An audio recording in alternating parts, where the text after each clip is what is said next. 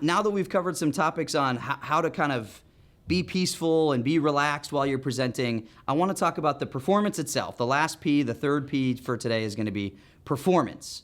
And there's some really basic stuff that everybody needs to be reminded of when they're about to go on stage and do a public speech. But if you can exercise these things well during the speech, people will come up to you afterwards and say, man, you're a great speaker. So we're going to do some basic stuff, some intermediate stuff, and some kind of advanced stuff. So the basics are smile. Man, it is amazing how when you're smiling, the audience will start smiling. People are mirrors, and if you do a great job smiling on stage, you're going to seem relaxed, you're going to seem confident. People are going to remember that. Number 2 is slow down. When people are nervous, they tend to speak faster.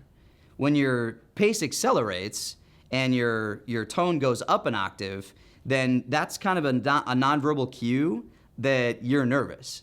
And so while you're giving your speech, you want to actively be thinking about lowering your tone, kind of talking in a little bit deeper voice and talking slower, and that will help people feel your confidence too. It'll help people relax. A little bit more advanced in terms of performance, make them hit a moving target. So while you're giving your performance, it's actually very good for you to be using hand gestures, for you to be moving around the stage if it's possible, if the microphone allows for it. You should be kind of pacing back and forth. You can kind of change, you can go up or down, moving your body around a little bit is very powerful for keeping people's attention. So try not to just stand in one place unless it's a speech where you have to stand behind a podium. But even then, I think it's wise to use hand gestures and things like that. So the second advanced one is storytelling. So wherever you can, try to build a story into your speech. The basic idea is, the quote that I really love about this is, never tell a point without a story, never tell a story without a point. Because they don't remember the point, but they do remember the story, and in remembering the story, they remember the point.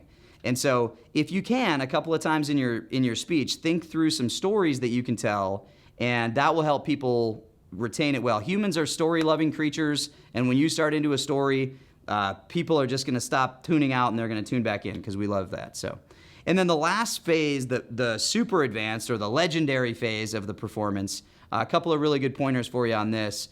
So, vary your pace and your volume. This is a really cool trick that you can try while you're speaking in public, but people always think that these performers are really talented with their tone and all that, and actually all they're doing is changing 2 variables.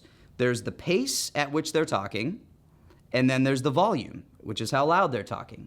So be with me on this when I vary. So if you're talking loud and fast like this, then everybody's paying attention. It's kind of on the edge of your seat. You're building momentum. You're telling a story. People love that, and they're like, listen, what's come next, right? And then you leave that volume high, but you slow your pace down. This is an important point. You need to write this down. And then you leave your pace slow, but you drop your volume. This is an emotional point. This is where I just couldn't help but shed a tear because that was such a moving experience. And the one where you talk fast with a low volume sounds like this. This is kind of how robots talk. It doesn't really have a place in public speaking, so try to eliminate this quadrant altogether because it's going to tune people out. People stop listening. So that little demonstration right there just shows you. All you do is mess with your volume and your pace. Everybody kind of has a home base where the way you talk sounds like that. Deliver your whole speech on your home base. I'm just saying at some point in your speech, jump over to the other quadrant or move a couple of different times, and people will come up to you afterwards and be like, wow, you're a great speaker. And you're like, no, I manipulate 2 variables. The last super advanced or legendary version is if you can tie your opener to your close. That's a really cool way to do it. I watched a speech one time where this woman was like, there were kind of 4 main motivations why I did X, Y, Z. I was trying to narrow it down to just one big thing, and I couldn't really think of it, so I came up with 4, and let me tell you my 4 reasons. And what we didn't know is in the close, those 4 things on her final slide were an acronym, and it said her husband's name. And she said, so I guess in the end, I did have one major purpose or one major motivation for doing this, and it was Matt. And we all were like, wow, that was so cool. And what a great walk-off home run. So if it's possible for you to tie your close to your opener, that's going to get a lot of attention. So in summary, public speaking is an essential skill that you're going to need if you're going to be the leader of people, and it can be a lot of fun. You don't have to be super nervous about it. The more you practice, the more you prepare, the more fun it's going to be, and you'll get to a point where it's just a rush and you love going up on stage. So keep in mind your preparation, try to keep your peace of mind as you're going, and try to perform well with some of the pointers we reviewed today, and you'll be a great public speaker. Thank you.